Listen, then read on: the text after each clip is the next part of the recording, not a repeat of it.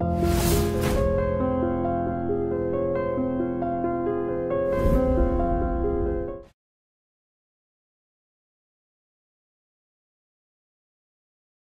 అమ్మ, అంటే నేను అనేది ఏంటంటే ఓకే ఇదంతా చెప్తున్నారు, జయలలిత గారు ఓకే మధ్యలో ఎవరు వస్తే ఏంటి, నేను అనేది ఆవిడ ఎంత ప్రేమగా అన్నిసార్లు కాల్ చేసినప్పుడు ఒకసారి అన్న ఎందుకు వెళ్ళాలనిపించలేదు మీకు అన్నది ఆవిడ గురించి కనీసం. మధ్యలో వాళ్ళ వల్ల మధ్యలో వాళ్ళు అంటే జైలు ఎప్పుడు నా ప్రాబ్లం చెప్తానండి. అందరికీ సెంటర్గా ఉన్నా అప్పుడు నా ఏజ్ కొత్తలో వచ్చినప్పుడు ప్రతి వాళ్ళకి నేనంటే కొంచెం ముద్దు, నేను వేసిన వేషాలు కూడా అలాంటివి, డైరెక్టర్స్ ప్రొడ్యూసర్ అందరికీ నేను ఒకే టైప్ ఆఫ్ ప్రేమగా ఒక పెట్టు. అప్పుడు ఒక్కొక్క వాళ్ళతో ఒక్కొక్క ఇన్సిడెంట్ నాకు ఉండుంటుంది ఒక్కొక్క సీజన్. అలాగే జయలలితకి నాకు ఒకటి ఉంది, అది మీకు తెలియాల్సిన వాళ్ళకి అవసరం లేదు కదా. ఆ తెలిసింది కాబట్టి వాళ్ళు ఒక స్థాయికి వచ్చిన తర్వాత ప్రేమ చూపించే వాళ్ళు ఉన్నారు. పాత స్థాయి తెలిస్తే బాగోదని అవాయిడ్ చేసిన వాళ్ళు ఉన్నారు. కానీ జయలలిత మాత్రం ఎప్పుడూ నా గురించి అడుగుతూనే ఉంటుంది అందరితో. ఈ మధ్యలో వాళ్ళు ఏం చేస్తున్నారు, తక్కువగా పరిచయం ఉన్నవాళ్ళు కూడా ఎక్కువగా పరిచయం ఉన్నట్టు చెప్పేటప్పుడు నాకు కొంచెం ఈగో వచ్చేసేది. నేను ఇంత దగ్గరున్నాను, నాకు అన్ని విషయాలు మంచి చెడు తెలుసు, వీళ్ళు 4 రోజులకే 50 ఇన్సిడెంట్ తెలిసినట్టు మాట్లాడుతున్నారని నేను ఈగోతో బిగిచుకుపోయి అలిగేదాన్ని. నాకు అలుగుడు కొంచెం ఎక్కువ ముందు నుంచే, అలుగుడు బాగా ఎక్కువ, పొసెసివ్నెస్ ఎక్కువ. అది నాకు తెలీదు, ఈగోనా అహంకారమా తెలీదు. ఆ ఇష్టం వల్ల వచ్చిన జలస్ అయి ఉండొచ్చు. దానికి తగ్గట్టే అక్కడ ఎవరో శశికళ వీళ్ళంతా రాజకీయం వచ్చేటప్పటికి కొంచెం వాళ్ళు ఇంటర్ఫరెన్స్ అయిపోయి మనం ఫోన్ చేస్తే ఎన్నో వరలే ఎందుకు రాలే పదం బయటికి అనే మనిషి ఎవరు కావాలి మీకు, ఏం కావాలి అని తొక్కడగాళ్ళు మధ్యలో వాళ్ళు అడిగితే నేను ఎందుకు సమాధానం చెప్పాలి? అంటే వాళ్ళు ఇచ్చిన చనువా లేకపోతే వాళ్ళకున్న వీక్నెస్గా వీళ్ళు తీసుకుంటున్న బ్లాక్మెయిలా? ఇది రెండిట్లో ఏది తప్ప వేరే కారణం లేదు. అలాంటి ప్లేస్ నాకు దూరం అయినట్టే కదా. ఇప్పుడు నాగార్జున బాబుది కానీ పూరి బాబుది కానీ దాన్ని ఎందుకు ఇంపార్టెంట్గా చెప్తున్నా అంటే మధ్యలో ఎంతమంది ఉన్నా ఎక్కడో లోపల ఉన్న ఆ బంధమో ఆ రుణమో జన్మో నాకు తెలీదు. మరి దాన్ని ఎవరు కట్ చేయలేకపోయారే? ఎందుకు కట్ చేయలే? అది ఒరిజినల్. మళ్ళీ మేము కలవక్కర్లే, మాట్లాడక్కర్లేదండి, అది వేరే. అట్లాగే జయలలితది అలాగే చాలామందిది ఉందండి, చాలామందిది ఉంది. వాళ్ళు ఇప్పుడు నేను మాట్లాడితే ఒక్కొక్కడి మనసుకు బంజారా హిల్స్ జూబ్లీ హిల్స్ వాళ్ళకి తెలియాలండి. రమాప్రభ దగ్గర వాళ్ళు మెడ్రాస్లో ఎలా ఉన్నారు, వాళ్ళది నేను ఏం చూశాను, ఎలా ఉన్నారు, ఇక్కడికి వచ్చిన తర్వాత నేను అలా కనపడుతున్నానా ఏంటి? బొంగులో హీరోయిన్స్ నేను కాదా? హీరోయిన్స్ల కంటే ఎక్కువ లైఫ్ లీడ్ చేశా, హీరోయిన్స్ల కంటే ఎక్కువ సంపాదించా, హీరోయిన్ కంటే ఎక్కువ క్యారెక్టర్స్ వేసా. ఒక హీరోయిన్గా డూట్ చేస్తే నేను ఆర్టిస్టులా? వేరే ఆర్టిస్టులు కాదా? వేరే ఆర్టిస్టులు కాకపోతే మోహన్ బాబు ఆర్టిస్టా, ఎస్వి రంగారావు ఆర్టిస్టా, నాగభూషణం ఆర్టిస్టా, పద్మనాభం గారు ఆర్టిస్టా, చలం ఆర్టిస్టా, జగ్గయ్య గారు ఆర్టిస్ట్ అంటే ఎట్లా కుదురుతుంది? అందరూ ఆర్టిస్టులు. అల్లు రామలింగ ఆర్టిస్ట్ కాదా? రాజబాబు కాదా? అంటే ఆర్టిస్టులు ఇస్ డిఫరెంట్, స్టార్స్ వేరు. స్టార్స్కి ఆర్టిస్ట్కి తేడాలు ఉంటుందండి. అదృష్టం ఉంటే స్టార్ అవుతాడు. ఆర్టిస్ట్ శవం కూడా మాట్లాడుతుంది, శవం కూడా యాక్ట్ చేస్తుంది. అదొక సబ్జెక్టు. అలా ఉన్నప్పుడు హైదరాబాద్కు వచ్చిన తర్వాత రమాప్రభని డిగ్రేడ్ చేసినంత మాత్రం వీళ్ళు గొప్పవాళ్ళు అయిపోతారా? ఎట్లా అవుతారు? అంటే నీ దగ్గర గిల్టీ ఉంది, నీకు ఏదో పరివారం కావాలి, లేకపోతే నీకున్న ప్రాబ్లంకి రమాప్రభ ఉండకూడదు అక్కడ. రమాప్రభ లేకపోతే ఇవన్నీ ఉంటాయి, రమాప్రభ ఉంటే మీ చరిత్రలు తెలిసిపోతాయి.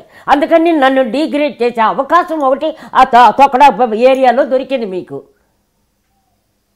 అంటే దాన్ని ఎంత తక్కువ చేశారంటే ఆఖరికి 10 పైసలు పనికిరాని ఆర్టిస్టుల ముందు కూడా నన్ను జూనియర్ ఆర్టిస్ట్ లాగా ట్రీట్ చేసేవా, వానవా, ఏమక్క బాగున్నా ఏంటి అడిగేది వాళ్ళు నన్ను. ఏం చరిత్ర ఉందని? రమాప్రభ జట్కా బండిలో పోయినా రమాప్రభ ప్లాట్ఫామ్లో నడిచిపోయినా రమాప్రభే. నువ్వు డబ్బులు ఇవ్వ, తొక్కడా కారులో దిగినా కూడా ఈ కారు ఎక్కడి నుంచి వచ్చిందని అడుగుతారు మిమ్మల్ని. ఇది ఫ్యాక్ట్, నాకు ఎప్పటి నుంచే చెప్పాలని ఉంది. ఇది అంత అవమానం చేస్తారా నన్ను? అంటే నన్ను అవమానం చేయటం కాదు, వాళ్ళకే వాళ్ళ అవమానకరమైన వాళ్ళని తెలుసు కాబట్టి గిల్టీ. అంటే మీరు అన్న అవమానం ఏంటి? ఎలాంటి అవమానం? అవమానం అంటే అవాయిడ్ చేయడం. ఓకే, ఆ పలకరింపులోనే అమ్మా అని వచ్చేదానికన్నా హాయ్ అమ్మ అంటే దానికి తేడా లేదా? అంటే హాయ్ అమ్మ అంటే ఇప్పుడు నువ్వు తక్కువ నేను గొప్ప అని అంటే నీ వీక్నెస్ గొప్ప. నువ్వు ట్రెండ్ అదే టాలెంట్కో లేకపోతే చరిత్రకో గొప్ప కాదు, చరిత్ర వేరు. ఇది బాధతో ఇది కాదండి బాధ. ఎందుకు తర్వాత ఇప్పుడు కొత్తగా ఫోటోలు పెట్టారు, ఇది మా పాతవన్నీ. ఒక్కరైనా అన్హ్యాపీగా ఉన్నారు? ఎంత ఆనందంగా నవ్వుతున్నాం.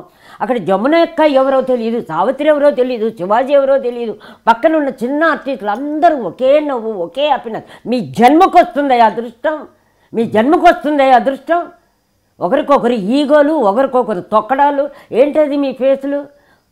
మీరు డ్రెస్అప్ వేసుకున్నా మీ ముఖంలో ఆరోగ్యం ఉందా? మీ కళ్ళల్లో ప్రేమ ఉందా? మీ కళ్ళల్లో కాన్ఫిడెన్స్ ఉందా?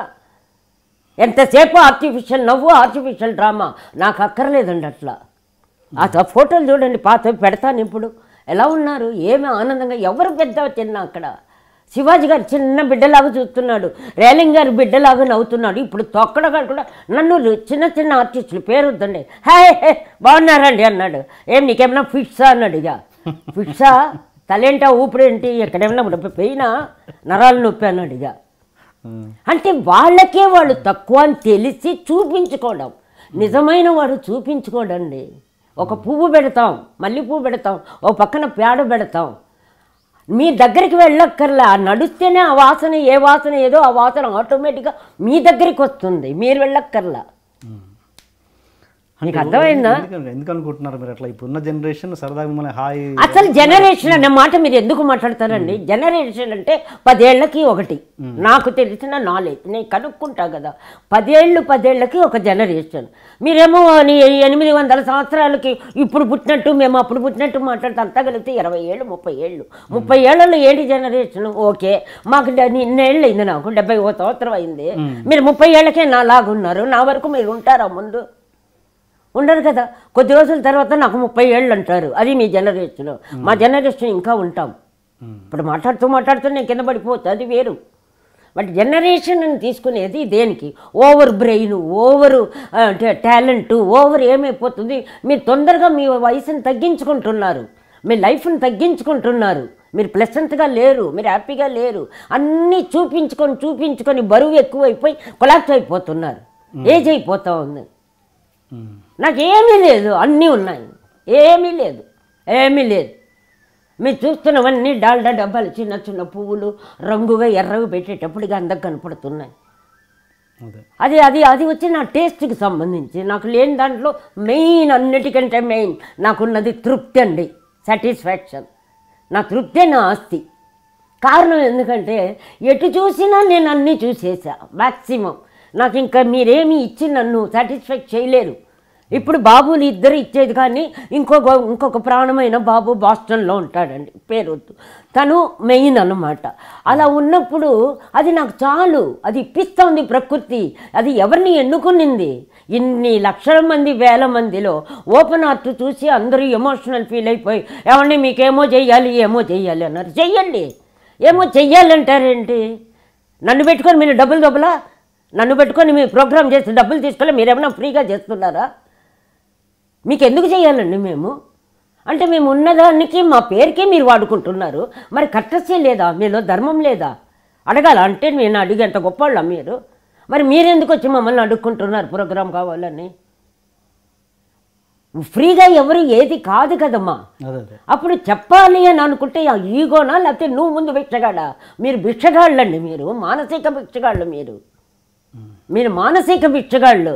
మీకు గౌరవం లేదు, ఇవ్వరు, ప్రకృతి ఇవ్వదు. ఈ రోజుగా నేను 10 మందికి పెడతాను. నాకు ఇచ్చే భిక్షం డబ్బులోనే నేను 10 మందికి పెడుతున్నా. అది డబ్బులు ముఖ్యం కాదండి, మానసికం. అది ఏం చెయ్యాలి, ఏమి మాట్లాడాలి, ఎలా ఉండాలి, ఏమి. భోంచేశారా అని అంటాడు ఎవడన్నా ఫోన్లో. తొక్కడా నా కొడుకు భోంచేయకపోతే నేను చచ్చిపోను. అక్కడెక్కడో మా 500 మంది అండి తిన్నారా అంటాడు. తినకుండా ఉంటే చచ్చిపోయామ్మా.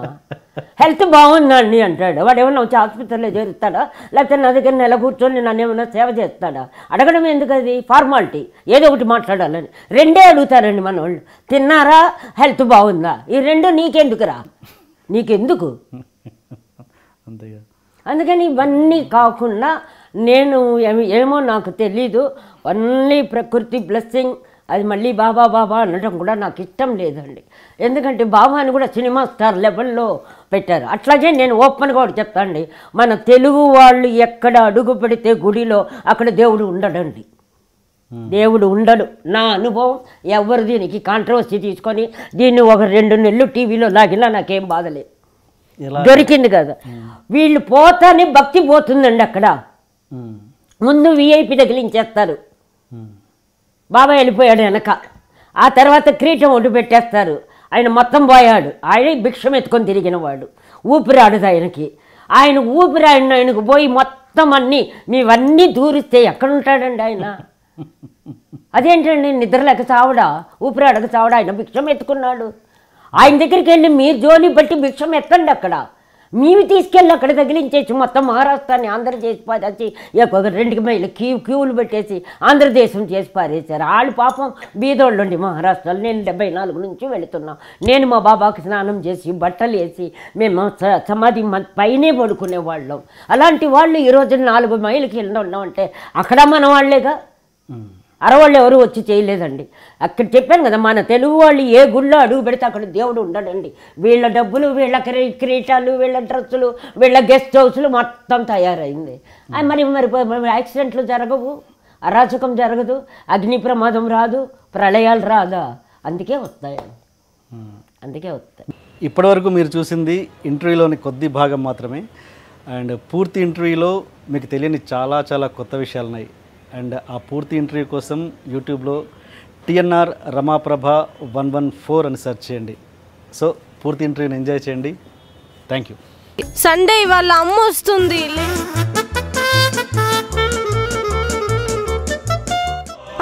అమ్మ వచ్చేసినట్టుంది.